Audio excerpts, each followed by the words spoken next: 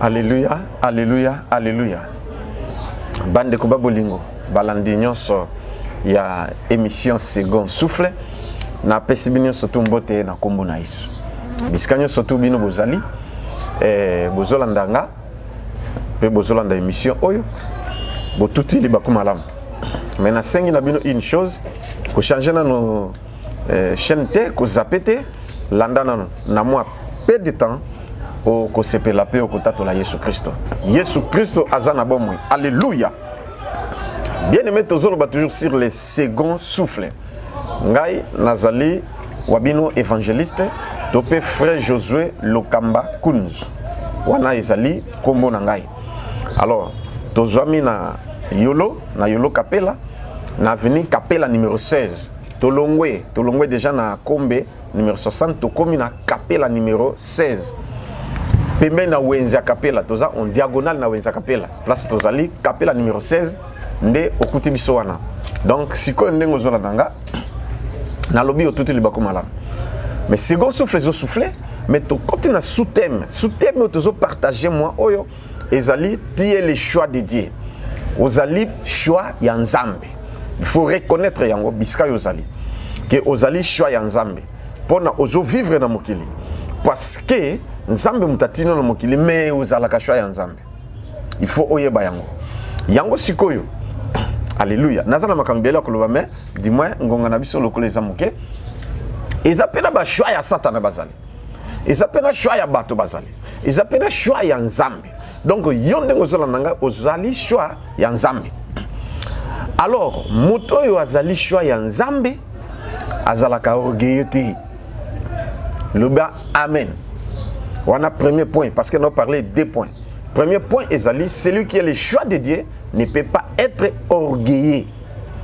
Parce que la Bible dit Dieu résiste aux orgueilleux, mais il fait grâce aux humbles. Parce que c'est mon si Nzambe o eza katina yo lokolo za choix ya Nzambe o ko sentir mo que oza humble. Il y a on zotanga na 1 Pierre chapitre 5. Na balina verset 5 à 6. Natangi na komona Yesu, 1 Pierre chapitre 5 verset 5 à 6 et lobby de même vous qui êtes jeunes soyez soumis aux anciens. Et tous dans vos rapports mutuels revêtez-vous d'humilité car Dieu résiste aux orgueilleux mais il fait grâce aux humbles. Humiliez-vous donc sous la puissante main de Dieu afin qu'il vous élève au temps convenable. C'est au comprendre ce quoi. Babi que sengeli yo olata humilité. Moto azali humble, azalaka na respect et pas na ba kulutu, azalaka na respect et pas na ba parents, azalaka na respect na ba autorité, azalaka na respect et pas na ba minaye, même les petits enfants. Parce que le français baloba, la charité bien ordonnée commence par soi-même. Si tu es vraiment le choix de Dieu, au moins que nous respecter bato. Pe bato ba ko respecter parce que tu es le choix de Dieu. Même si tu es un petit enfant, à cause de respecter, peut pas se respect. Mais celui qui n'est pas le choix de Dieu, il est voyou, il parle n'importe quoi. Azali ko sala makambo. Oyo yemoka kanya sala, il est orgueilleux. Yango zomonake, même parmi nous les pasteurs, il y en a tant de pasteurs qui sont orgueilleux. N'habitez sous Bozolanda, azalo lendo, ayoka catholique. Pour un signe oyeba ko za orgueilleux, olinga catholique. Soit qui va conseiller yo, donc moutinyo so aibi le côté. Donc yondo yebi. C'est pourquoi vous échouez dans la vie parce que tu es orgueilleux. Parce que la Bible lobby, Dieu résiste aux orgueilleux, mais il fait grâce aux humbles. Alléluia. Parmi les pasteurs, il y a des orgueilleux qui ont amati. Mais un certain temps, a chité parce que Dieu lui a résisté. Et ça la politique, au moins mutamati, a juste succès, mais certains c'est akiti. Et ça dans le monde du business, et ça dans le monde de l'affaire, mutamati, a un certain temps c'est akui. Et ça dans libala. Nabi na ba domaine nyo surtout, et ça dans le domaine yo ça, et ça dans activité na yo, et ça là aux zanani, il va bien que le colosa orgueilleux, au yo que la canon mututi. Ndengo komata. Chite zozela parce que Dieu va te résister. Ezalo sambelaka, ezalape au sambelaka te. Matéa oyo ezo concerné tout le monde. Ils ont concerné tout le monde. Yango siko yo monique, Bible zoloba que Dieu résiste aux orgueilleux, mais il fait grâce aux humbles. bandalelo nazote yayo pe nazomite yanga moko ponga bato nyonso bazananga babi que un frère humble na mikumicité mais batunde même là on se renseigner il faut toujours être humble kozala humble ezali te ozayuma te eza contraire kozala humble eza moto aza komikitisa voilà moto yo aza orgueilleux asengaka pardon te bon comprendre amonaka ke ye aza na raison même s'il a tort ya akoboya il a toujours raison monsieur raison madame raison yango moni que tu échoues dans tes activités parce que Dieu va te résister. Tu commences bien les choses, mais tu finis mal parce que tu n'es pas le choix de Dieu. Si réellement tu es le choix de Dieu, tu vas t'humilier, tu vas demander pardon à ta femme, tu vas demander pardon à ton mari, tu vas demander pardon à tes parents, tu vas demander pardon à ton chef, tu vas demander pardon à tes subalternes. Est-ce que vous comprenez makambo yo? Oyo makambo yo, on a zoté ya, eza makambo ezali vrai. Vous avez une activité, vous avez une entreprise, mais vous voyez que votre chef, il est toujours orgueilleux. Mais pourquoi tu as des conseillers? Parce que vous avez soda, il y a aussi que la moutoute. Mais pourquoi? C'est pourquoi tu échoues. Même nos soda, même nos civils, yoka toli. Alléluia. Parce que la Bible dit que le salut est dans le plus grand nombre de conseillers. Et celui qui refuse les conseils, il est voué à l'échec. Dieu va lui résister parce que le créateur de l'univers c'est Dieu. Alors, faites attention, namakamo oyo yozo sala parce que oza choya ensemble. Si tu veux réellement réussir, je te donne des pistes de solutions na facilité. Okozala na complication te na nzambe. Puis okozala complication te na bato. Deuxième point, on a zoloba. Si tu es le choix de Dieu, alléluia, Dieu aura l'amour. L'amour englobe tout. L'amour. Ya on a insisté pe na zolo bake. Moto azana oya azali choix ya nzambe azala kana bolingo. Bolingo ba force kangote. Azana bolingo. Akolinga pays na ye. Alingo trahir mboka te. On comprend. Akolinga nation, akolinga population na ye parce que il a l'amour de son pays. A bonkisa mboka, a futa ba fonctionnaire, a futa ba soda, a sala nyoso population et c'est là. Moto azana amour a commis sacrifier pour na bato bazala malam. C'est pourquoi Bible le Bible Dieu a tant aimé le monde, il a envoyé son fils unique. Ouais, on comprend. Pour na aya ko kufe la biso. C'est l'amour. Yangwana itinda kinzambe atinda Jésus-Christ pour na ya kufe la biso pour biso petobika. La même chose, ata yo kufe li bisote. Ata yo kufe li peuple congolais, mais dis-moi, tu vas te sacrifier pour que le peuple soit erré. Alléluia. Voilà. Natanga verset. 1 Jean chapitre 4 verset 20 à 21. 1 Jean chapitre 4 verset 20 à 21. La Bible dit ceci. Si quelqu'un dit j'aime Dieu et qu'il haïsse son frère, c'est un menteur. Car celui qui n'aime pas son frère, qu'il voit, comment peut-il aimer Dieu qu'il ne voit pas? Et nous avons de lui ce commandement, que celui qui aime Dieu aime aussi son frère. Est-ce que vous comprenez? C'est-à-dire l'amour au lingape ndeko na yo. Ezaka ka ndeko bobotami mamoko tata mokote. Le frère qu'on parle ici, c'est-à-dire mutunyo swazali na mokili. Les sœurs qu'on parle ici, c'est-à-dire mutunyo swazo vivre na mokili. Tu dois avoir l'amour, l'amour là. Hein, on comprend malgré ses défauts, mais Bible lui l'amour supporte tout. Donc c'est-à-dire bo zape ata na famille okuta ke mutu mususu azal bilobalo mutu musaza moyibi mutu musaza makamabe mais tu les aimes comme tu les aimes tu vas les encadrer et tu vas les gagner. Voilà, l'amour est comme ça que mutu ana moyibi atika moyibi.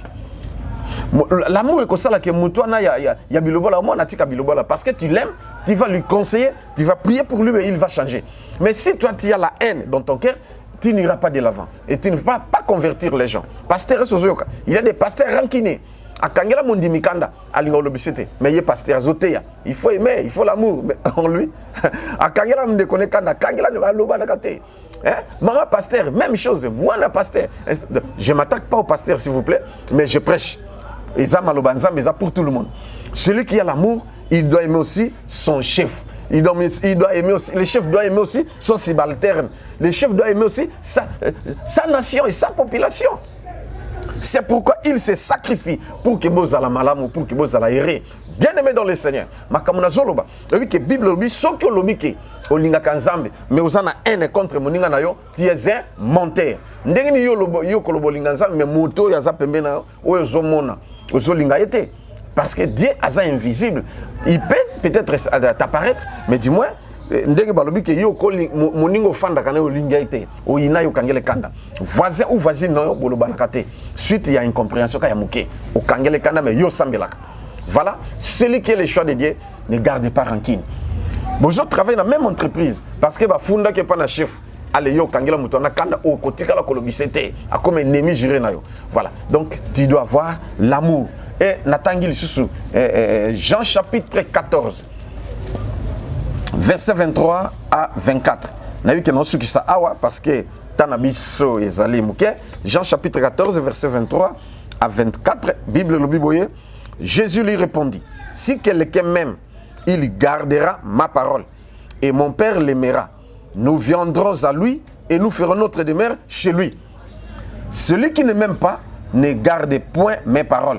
Et la parole que vous entendez n'est pas de moi, mais du Père qui m'a envoyé. Cette parole n'est pas mes paroles. Ce ne sont pas les paroles de Josué. C'est les paroles de Jésus-Christ qui m'a envoyé. Je suis un simple frère, l'envoyé du Seigneur Jésus-Christ, le Fils de Jésus-Christ. Mais écoutez ce que dit la Bible. On dit que si quelqu'un m'aime, donc ce qui m'outalingin zambi, il y a des choses. Olinga muninga nayo, olinga ndeko nayo, pe olinga nzambe. Yoka awa, Yesu azoloba, Bible zoloba. Soki mutalingi ngai, akobatela maloba na ngai. Pe papa na ngai pe akolinga ye. Abi nangai na papa na ngai tokoya kovanda wapi epai na ye. Voilà, c'est ça. Et yo zotambola nzoko tambola kana nzambe na nzoto na yo. C'est pourquoi oko réussir na vie. Parce que tu as l'amour, tu aimes Dieu et tu aimes aussi ton frère. Matthieu chapitre 22, verset 35 à 40. Bah, verset Zoya Kakame. Natanga Kaka, dernier verset, pardon. Pour Matthieu chapitre 22, verset 35 à 40. Bible le Biboye. L'un des docteurs de la loi fit cette question pour l'éprouver. Pour éprouver Jésus. Maître, quel est le plus grand commandement de la loi? Jésus lui répondit: tu aimeras le Seigneur ton Dieu de tout ton cœur, de toute ton âme et de toute ta pensée. Car c'est le premier commandement et le plus grand. Et voici le second qui lui est semblable: tu aimeras ton prochain comme toi-même. Donc, c'est-à-dire, okolinga nzambe na motema na yo mobimba, na makanisi na yo nyonso, pe na makasi na yo nyonso. Le premier et le plus grand commandement. Pe okomona appelle susu okolinga ndeko na lokolo zomilinga yomboko. Soko lingi ndeko na yo okotiele poison te. Soko lingi nzambe kopimela nzambe te. Et l'autre c'est pourquoi zomona ke ba sala nzambe mingi bazoleka. Ndeko sunga musala nzambe obenga makutu ba voleur. Ayibi nini? Bien qu'il y a des pasteurs voleurs, ils ne sont pas appelés de Dieu. Ce ne sont pas les choix de Dieu. Mais les choix de Dieu sont là. Biso tous aba choix ya nzambe. Nazapenga mokote il y en a. Mais dis-moi, au tout il bakuma la mpodo la nabiso. Kozalaka vite te ya kofinga basala nzambe. Et l'amour envers Dieu et envers les serviteurs de Dieu. Et l'amour envers tes frères et sœurs. Celui qui a l'amour, tala, tant nzambe linga ki a pesi. Salomon aimait Dieu. Tant linga ki nzambe, qu'est-ce qu'il a fait? Dès qu'il a commis le pouvoir, a joué 1000 taureaux à pesi nzambe. A joué nzambe bile na buta lobi, senganga nyoso yo lingi na pesa yo. Biso tozoloba ndeko futela bisa ta chaîne. Pona baba ki la bisa ta minute, futela bisa ta chaîne. Ndeko sunga misala nzambe. Nous maintenant, nous sommes des locataires. Tozo loué, yako loué. Totongi, et sika, tozo loué. Alors, et le parce qu'il y a des chrétiens, des bons cœurs, ils peuvent soutenir pour pas sembler la temps nzambe lupango. Abi pasteur Josué n'a pas si lupango pour nzambe. Et nzambe ko pambola, voilà des choses qu'on nzambe ko kanisela. Les choix de Dieu, le kola yoza choix ya nzambe, nzambe fa visiter yo apeso solution likamona yo. Parce que lobi ke soko lingi akoya ko fana epai na yo, na nzambe, na mona na ye ba ko fana na zoto na yo. Et puis soko ba fana na zoto na yo, na émission lingo linga tête tu vas réussir parce que tu as le choix de Dieu. Na lobi muke, na surtout partager même langage na technicien ala kisayo. Ala kisabiso a balancer quelques témoignages. Oyo ke bato balingi nzambe afuti biye na ye alongwe na Belgique ti aye awa pona aya ko luka nzambe. Voilà mutalingi nzambe aya ko kutana na musali na nzambe parce que elle avait des problèmes. Il y a parcelle na ye o ezalaki awa na lemba. Suivons cette maman et puis na témoin je me suis bon auto revenir.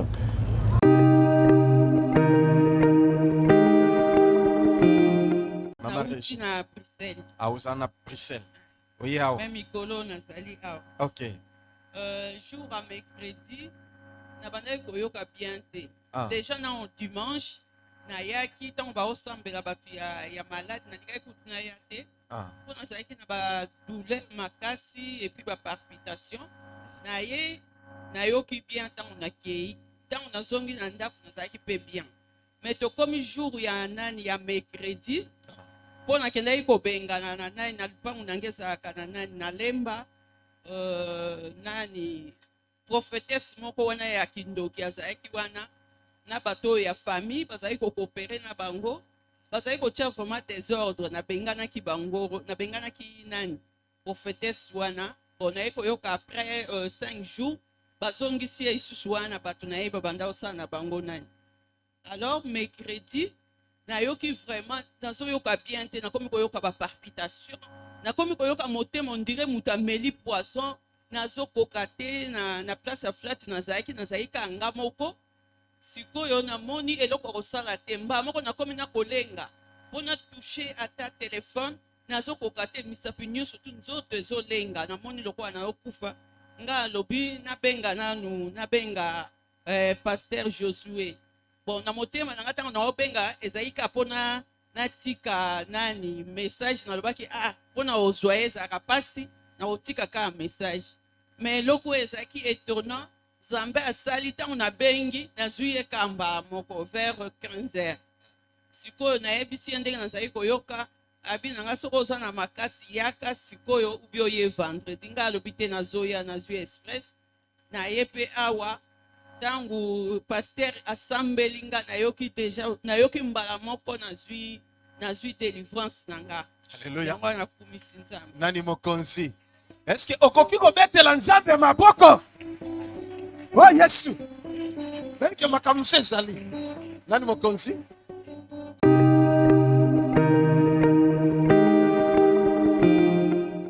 Comment on a libéré au Valua? Comment fait dernier? Comment fait dernier? Vai na kibateke. Sio kwa tumaliza masali kwa nafanya. Ningane témoigner ça. Précisément Nicolo nous en a commis la mort. Nous avons sollicité au sein du canal prophète.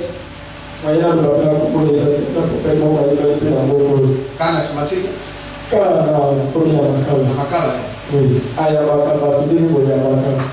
Après ça la émission de quoi la sœur au la l'église de la consultation. Mais le bon amateur il est quand même na ligase moko ayaki l'église kwa nazaki na problème ya silence kalisaka na ligie toujours vivre or bado la sollicité envoyer les chiffres dans l'hôpital dans l'hôpital akalié sida or azalaki na malade kodeba donc abana ko la kisi ya sida mais yo yebaki te après à négliger asali le chiffre yo likaki taka ye na église na consultation ouais. Alors on est au vivre. On va au vivre. Saboti. Oui. Yon surtout. Oui. Ça encore. Ok, continue. Oui. Quand on est à l'hôpital, il est là qui a Asana Sida. On est à l'hôpital à Koufi. Et je dis ça vraiment ma casse. À la loyauté, quand il va prier, j'ai la zone prier. Quand on a Koufi, mon gars qui a mon gars qui s'élève sur ma langue, il y a un dos à l'hôpital. Là, le monde hôpital comme ça, on commande la bâtisse. La vérité, avant là, nazala ngaka nakendaka soki kala ekoki te père Jésus mpo nakenda kuna soki esimbi te apres na ye soki sida natie singa nakufi nanga nakoti bapriere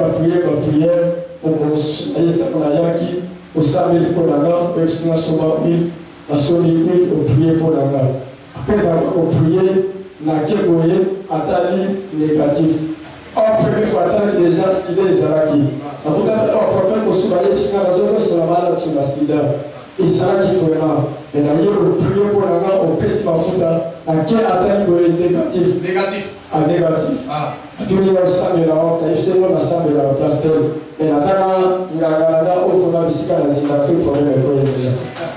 Alléluia, Amen. Nani mokonzi. Nani mobisi. Sio jeune garçon. Vie de bakabo panasika. Bora kindumba na kati l'église. Osala sudo bata. Oyokinga. l'église où on ozali ata komotaye na problème zala honnête oyokika molinga mininga libate nzamba pesi avertissement tunga sima soko meki oye koya en tout cas ekokende na yo oyokika so bato nyonso baza na sima okoloba bango nini bamelaka bakisi to basala non baya osambela mpona bango kobika baya tosambela mpe bakobika kotia maboko mipende bazali yenga aza mosali fuka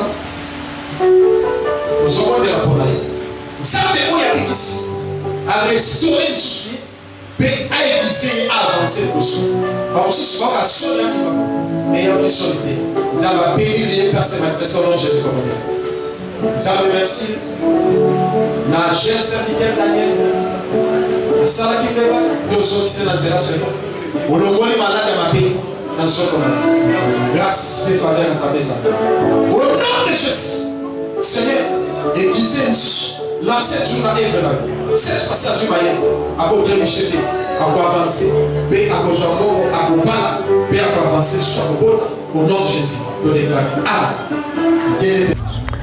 Aïe, aïe, aïe, aïe, aïe, makamba boye, soki olingi nzambe te. Hein? Voilà, c'est pourquoi ba musubo ke sala ba manki ona, ba musubo ke sala nini po ba mona yaza danger. Nzoka bato na baza voué na échec. Voilà, mais oh eza ba vrai témoignage vérifiable oh nzamba zo sala pa na bana na yo balingi. Mama oyo abiki na diabète, abiki na tension et puis balinga ba boma ipo na likamba lupango na ye, mais lelo nzambe a guérir yepé a délivrer. Azana esengo pas témoigner ndenge tozoloba azwi mpepo azongi na ye na poto. Et puis deuxième témoignage bomoni ya una zoloba ke pasteur soko za choix ya nzambe il faut okanga robinet na yo. Robinet fuma makapamba pamba te oza propriété privée ya nzambe. Tala bazo yamba ba ser na église parce que c'est un prophète dans na église moko songolo yango totie tozipe longné parce que za jeune ayebani aleka pe na ba TV.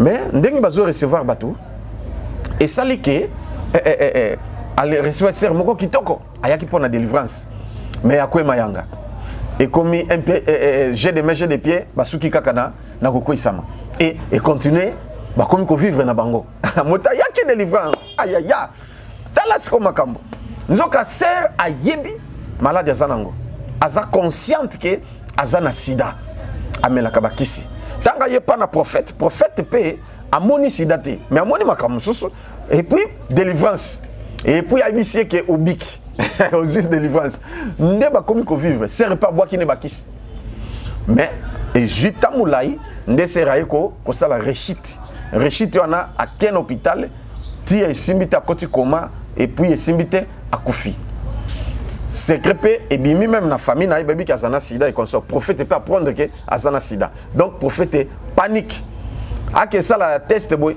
azape na yango azu yango ndeko yango yo lokolo za choix nzambe banga nzambe nazo ko biso nazo prendre frère oza choix nzambe mi batela nabi mi batela maman sœur oza choix nzambe chef oza choix nzambe c'est pourquoi diable a luka toujours ba piège ni na tielo pona okufa okokisa ba vision na yote ndeko amonite okufa pamba akebisika nyonso ameki esimbita bite alandi biso ndenge pe yozolanda nga azwi décision ya koya nde aye tango aye tokutani tosambeli abiki pe nzamba lui kesa la test ake l'hôpital songolo ake ko sala test eza négatif aye nobi keno sa isu l'hôpital mususu ake sa isu na hôpital mususu résultat négatif nzambe abikisi aye ko témoigner biso to boy to bité ko témoigner to bité na ko témoigner après à témoigner ozomona yo pe oza na chef oza na maladie ezotungisa na bi maladie na yote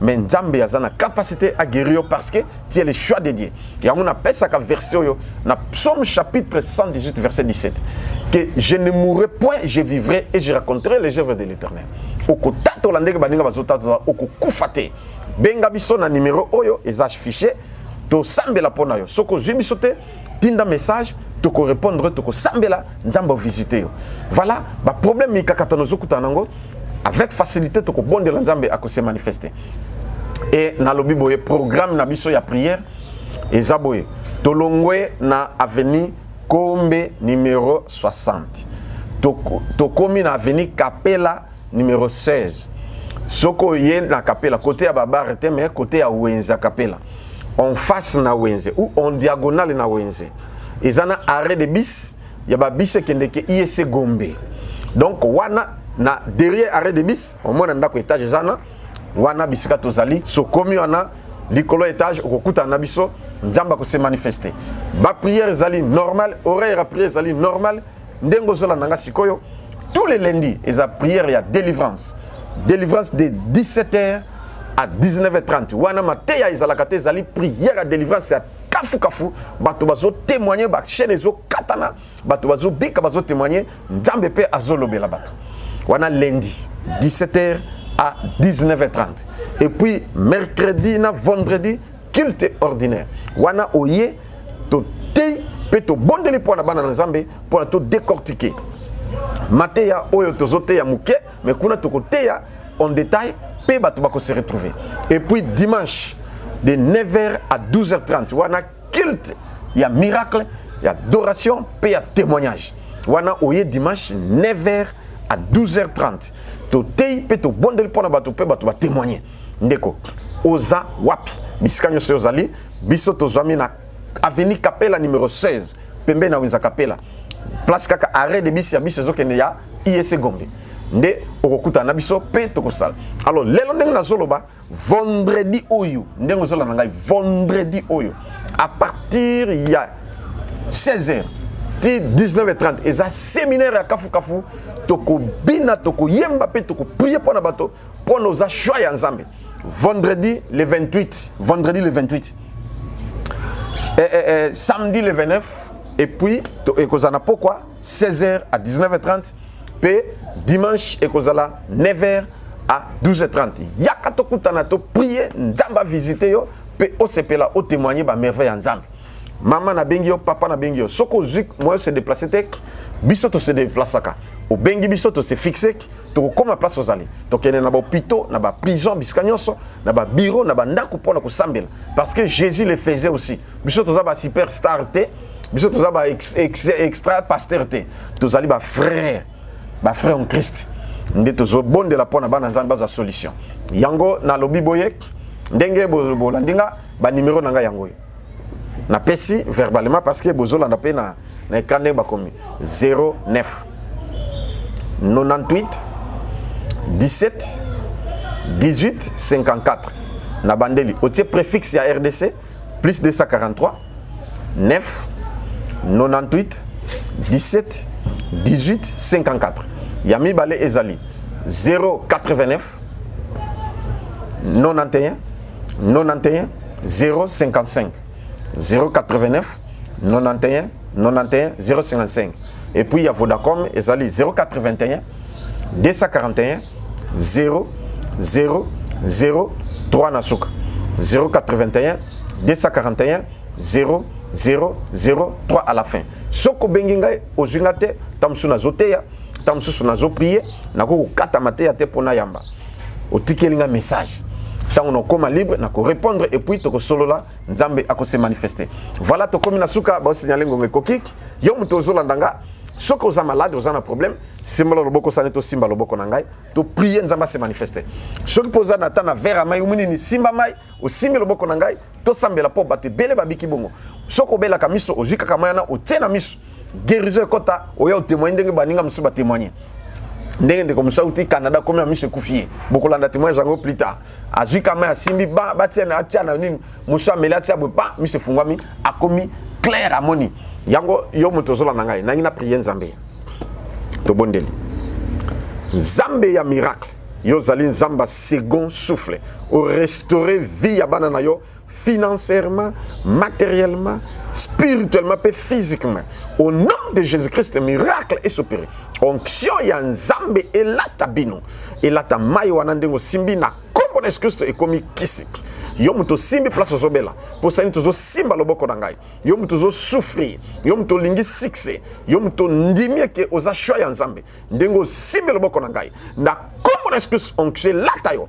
Makambe fungwama pour ici finance na yo fungwama matériel fungwama ba dossier ba boya ko signer ba signer ba servir yo au nom de Jésus-Christ miracle s'opérer et loko sengi na pesio yango na kombo na Christ petolobi amen Merci beaucoup bandeko ndenge bolandi biso na émission Second Souffle wabino frère Josué Lokamba topé évangéliste Josué Lokamba ou prophète Josué Lokamba ndengo lingo benga mais na souhaita ko benga frère Josué Lokamba et nzambe apambola bino tokutani mikolo mizali koya na pesi merci mingi na ba Colossiens et PES TV na pesi merci mingi na bonyo so bazolanda biso pe baza fidèle na biso ba benga ka pe ba mona miracle nzambe apambola biso et puis yo muto landenga lelo nabiko bando olanda biso chaque mardi na chaque vendredi awa na chaîne oyo pe nzamba ko visiter na ba chaîne mususu to lekaka pe bolanda biso mikolo nyonso que Dieu vous bénisse et bye bye.